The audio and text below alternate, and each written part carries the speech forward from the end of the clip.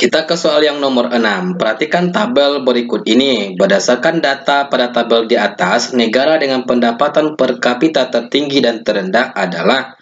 Nah, pendapatan per kapita adalah pendapatan rata-rata masyarakat dalam suatu wilayah. Untuk menghitung pendapatan per kapita, maka GNP dibagi dengan jumlah penduduk dikali 100. Contoh Indonesia, GDP-nya atau GNP-nya itu 1.047,45 miliar dolar. Sedangkan jumlah penduduknya itu 273.523.615 jiwa. Maka dibagi 4.047,45 miliar dolar dibagi dengan jumlah penduduk dikali 100, maka hasilnya 14,79%. Nah, kalau kita hitung semuanya dan kita urutkan, maka pendapatan per kapita tertinggi itu adalah Malaysia, yang terendah itu adalah Vietnam. Maka jawabannya adalah yang A. Oke, kita ke soal yang nomor 7. Perhatikan tabel berikut ini. Berdasarkan akun-akun di atas yang merupakan akun pada perusahaan dagang dan tidak ada pada akun perusahaan jasa. Nah, akun-akun dalam perusahaan dagang tidak ada dalam perusahaan jasa. Untuk kolom A itu adalah pembelian. Di perusahaan jasa itu tidak ada namanya pembelian. Terus tidak ada yang namanya beban angkut pembelian. Maka A3, A3, A4, A3, A4, oke. Di kolom B yang tidak ada di perusahaan jasa itu adalah penjualan. Perusahaan jasa tidak mengenal penjualan, tapi dia mengenal yang namanya pendapatan jasa saja. Maka B2, A3, A4, oke. Jawaban nomor 7 adalah yang C. Kita ke soal yang nomor 8. Sebuah perusahaan monopoli memproduksi barang X memiliki struktur biaya produksi yang ditunjukkan oleh persamaan TC atau total biaya 250 plus 200 Q min 10 Q kuadrat plus 3 Q pangkat 3. Persamaan kurva permintaan pasar terhadap produk barang X yang dihasilkan oleh perusahaan monopoli tersebut adalah P atau harga sama dengan 500 min 10 Q. Berdasarkan informasi tersebut, besar harga barang X yang harus dipilih perusahaan monopoli agar tercapai kondisi keseimbangan adalah. Nah, kondisi keseimbangan pada pasar monopoli sama dengan menghitung keuntungan maksimum.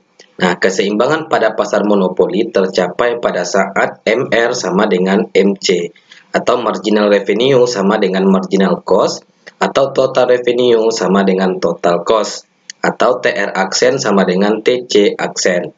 Maka langkah pertama yang harus kita lakukan adalah mencari berapa nilai TR total penerimaan. Nah, untuk mendapatkan total penerimaan, P dikalikan dengan Q. P atau harga nilainya sama dengan 500 min 10 Q. Sedangkan Q itu nilainya belum diketahui. Maka 500 dikali Q sama dengan 500 Q. Min 10 Q dikali Q sama dengan min 10 Q kuadrat. Nah, karena di sini bentuk fungsi, maka kita turunkan menjadi TR aksen. Jadi TR aksen ini turunan pertama dari fungsi TR. Nah, kalau kita turunkan, Q ini pangkatnya 1, maka 1 kali 500 sama dengan 500. Maka Q itu nilainya habis. Sedangkan yang 10 Q pangkat 2, kalau kita turunkan nilainya menjadi 2 kali 10, 20, Q-nya tinggal 1. Maka TR aksen sama dengan 500 min 20 Q. Setelah dapat nilai TR aksen, kita cari nilai TC aksen. Nilai TC 250 plus 200 Q min 10 Q kuadrat plus Q pangkat 3. Kalau kita turunkan fungsi TC ini menjadi TC aksen, maka 250 kita turunkan nilainya 0. Dan 200 Q kita turunkan nilainya menjadi 200. 10 Q kuadrat kalau kita turunkan nilainya menjadi 20 Q. Q pangkat 3 kalau kita turunkan nilainya menjadi 3 Q. Nah, sekarang TR aksennya sudah dapat dan TC aksennya juga sudah dapat. Sekarang kita lakukan perhitungan. TR sama dengan TC. Atau TR aksen sama dengan TC aksen. Nah, TR aksen sama dengan 500 min 20 Q. TC aksen 200 min 20 Q tambah 3 Q pangkat 2. Nah, 500 bisa kita jumlahkan dengan 200. Dengan cara 200 pindahkan ke sisi kiri, maka nilainya menjadi negatif. 500 kurang 200 sama dengan 300. Min 20 Ki min 20 Ki, maka nilainya habis. Tinggal 3 Ki pangkat 2. Maka persamaan baru 300 sama dengan 3 Ki pangkat 2 atau 3 Ki pangkat 2 sama dengan 300. 3 Ki kuadrat sama dengan 300, maka Ki kuadrat sama dengan 100. 300 bagi 3 sama dengan 100. Maka Ki sama dengan 10. Nah, maka sudah diketahui Ki-nya 10. Langkah selanjutnya, kita substitusikan nilai Ki ke persamaan P atau persamaan harga, di mana persamaan harga itu 500 min 10 Ki.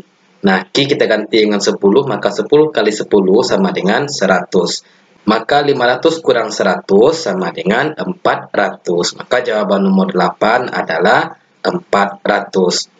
Kita ke soal yang nomor 9. Pembangunan ekonomi dalam Islam merujuk pada ayat-ayat Al-Quran yang berasal dari kalimat istiqmara atau istakmara. Makna yang terkandung dalam kalimat tersebut adalah, nah ini berasal dari kata amar. Amar itu artinya perintah, maka istikmara artinya itu perintah. Nah, perintah maksudnya di sini adalah perintah untuk memakmurkan. Maka kalimat istikmara dalam pembangunan ekonomi mengandung makna bahwa terciptanya kemakmuran dan kesejahteraan manusia melalui keadilan ekonomi. Jawaban yang D.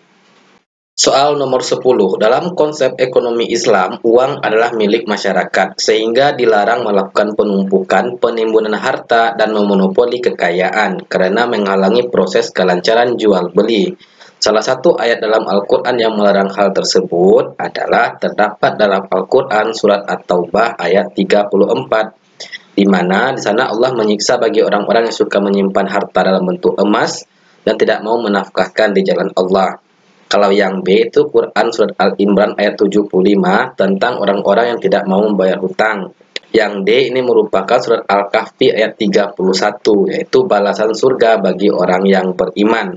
Nomor 11, salah satu nilai kebenaran membentuk akuntansi syariah dijelaskan dalam Al-Quran pada ayat berikut ini. Nah, ini merupakan Surat Al-Baqarah ayat 7. Allah telah mengunci mati hati dan pendengaran mereka, dan penglihatan mereka ditutup, dan bagi mereka siksa yang amat berat.